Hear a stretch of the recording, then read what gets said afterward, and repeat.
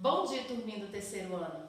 Hoje nós vamos falar a respeito de um assunto que nós já estudamos, que é o fenômeno de refração e reflexão, né? Mas a respeito do fenômeno de refração, vocês vão encontrar na página 163 do livro 1. Então, aqui nessa página, nós temos duas imagens, né? Que é um copo com uma colher, e esse copo da primeira imagem está vazio. No segundo, nós temos um copo com água e uma colher. Né? Então, eu trouxe aqui para vocês um copinho, né? Esse meu copo também está cheio de água, tá? Vocês podem ver. E uma faquinha, né? Nós aprendemos que a luz, ela se propaga em linha reta. Por isso que aqui na lousa eu fiz um desenho, né, dos raios solares. Então, na água, o que acontece com a luz? Acontece um desvio. Então, a luz, ao invés de atravessar e se propagar em linha reta, como normalmente acontece, ela não vai se propagar em linha reta, ela vai se propagar em todas as direções. E é por isso que quando a gente olha, não sei se vai dar para vocês observarem bem, mas vocês podem fazer esse experimento na casa de vocês, né? Nós vamos ter uma imagem deformada, como se a faca aqui, ó, ela estivesse quebrada, né? Então, isso é um desvio da luz. Esse fenômeno é chamado de refração.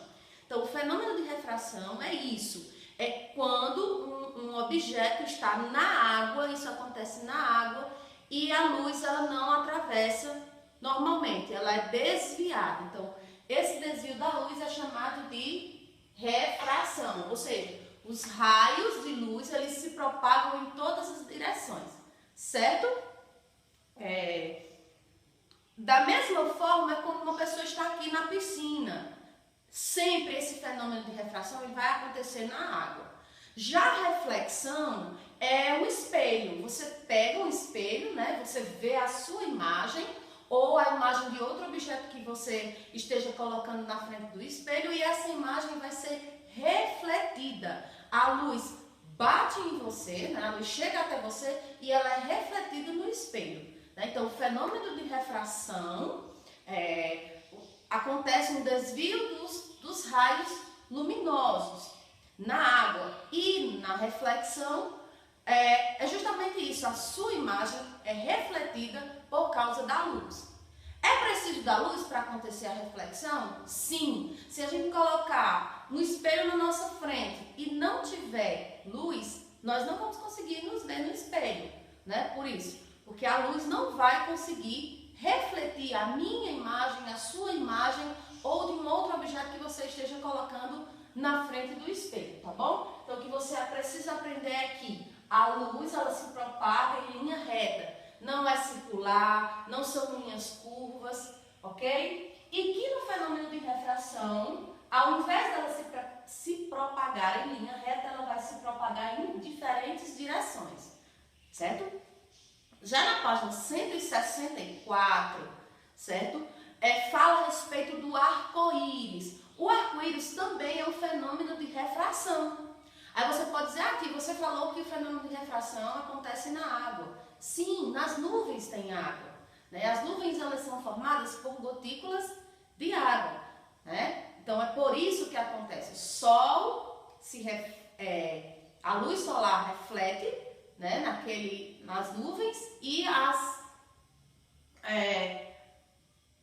esses raios luminosos vão se espalhar, vão se propagar em diferentes direções e formam aquelas cores, né, que a gente vê muito bonita no arco-íris, certo? Então, a gente viu também que a cor branca, ela é formada, né, pelo conjunto de várias cores, que são justamente as cores do arco-íris. Então, depois de uma chuva, né, a gente viu que ainda ficam gotículas de água no céu, né?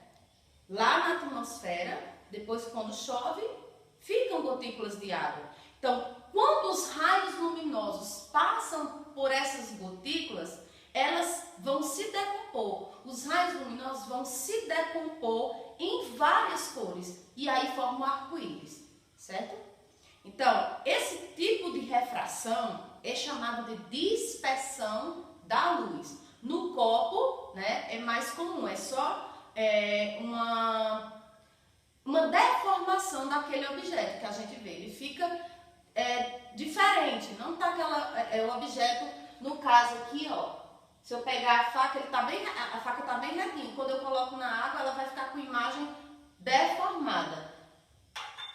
No arco-íris, ela se dispersa. Por isso, é também um fenômeno de refração, porém chamado de dispersão da luz, né? Então, nós aprendemos que Isaac Newton, né, ele foi um matemático e físico inglês que demonstrou, ele fez um experimento que é chamado de disco de Newton, e vocês fizeram em casa, numa atividade prática. Ele comprovou que a luz branca do Sol ela é formada de 7 cores, né, que são as cores do arco-íris. Está lá na página 164, certo? Então, gente, nós vimos também que na aula anterior nós estudamos o que são objetos transparentes, translúcidos e opacos, né, de acordo com a passagem da luz.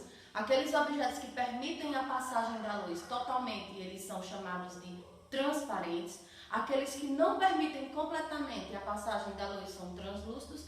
E aqueles objetos que impedem totalmente a passagem da luz são chamados de opacos. Aqui na página 167 nós temos a imagem de umas mãozinhas e por trás formando sombras. Então, por que as sombras são formadas?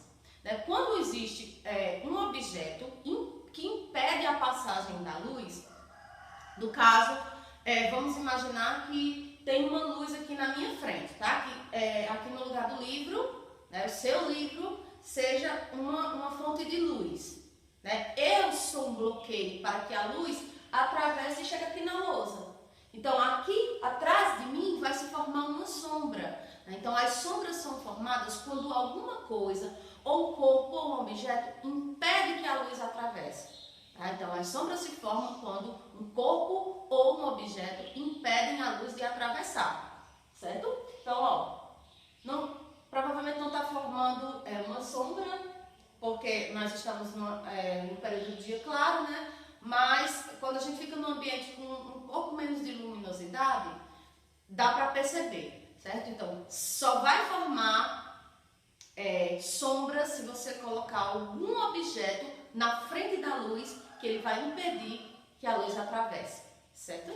Então, aqui nessa questão 2 da página 167, por que é que eu estou revisando isso? Porque essa questãozinha ela vai estar de uma forma diferente lá na sua atividade avaliativa da plataforma. Então, aqui as sombras são formadas porque as mãos são opacas. Sim, tem que ser um objeto opaco, né? Tem que ser ou uma pessoa ou um objeto aqui opaco. Ó. Se o objeto for transparente, vai formar sombra? Não, porque o objeto transparente ele permite a passagem da luz. E se for um objeto translúcido, do mesmo jeito, não vai formar sombra, porque ele ainda impede uma parte da passagem da luz. Então, a luz, as sombras são formadas somente se tiver um objeto ou um corpo opaco que impeça essa luz de atravessar. Tá bom? Espero que vocês tenham compreendido. Deem uma lida novamente nas páginas 163, 164.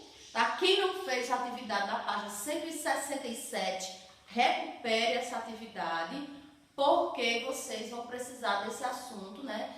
Vão precisar ter conhecimento desse assunto para resolver as questões que estão bem facilzinhas lá na plataforma, tá bom? Beijo, até a aula que vem. Tchau, tchau!